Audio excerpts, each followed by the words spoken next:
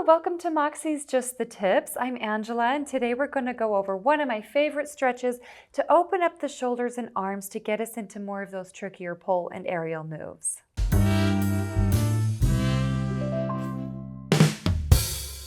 So this one's the wall clock, and all you need is a nice smooth surface to do this on. I'm going to do it on this nice little chalkboard right here. The idea of this is to open up that shoulder and to open up those arms so that we can do these beautiful moves like Allegra or Ballerina. So for our wall clock, we're going to go ahead and get one arm started up at our 12 o'clock. Now, depending on your starting flexibility, you might be able to be a little bit flatter towards the wall, or you might need to give yourself a little bit of space. Wherever you're at, we want to keep those shoulders down, keep that neck nice and long without shrugging it up. So find that integrity in the shoulders, find that connection, and then I'm going to first try to close this gap against the wall without over compromising that shoulder. Once we get there, we're going to sit there for a few deep breaths. As we do this stretch, we want to focus on our breath and expanding in the ribs 360 degrees.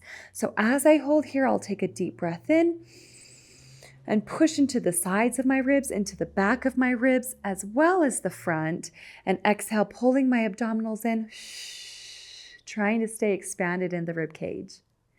After a few breaths at 12 o'clock, we're going to slowly move that arm about 5 minutes at a time.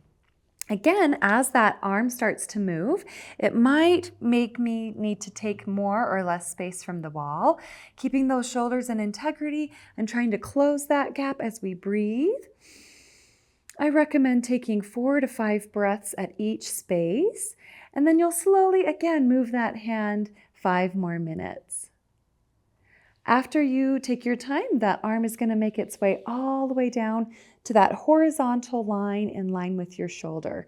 Again, this is where we typically might have to roll away just a little bit more, but notice my thumb is going to remain up, palm flat throughout this exercise.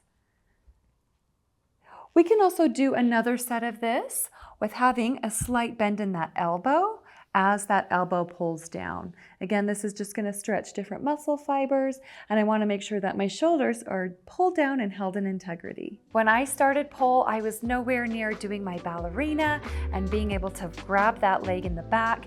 Doing this stretch regularly really helps me get there, so I hope it helps you get there too, darling. Stay tuned for our next video.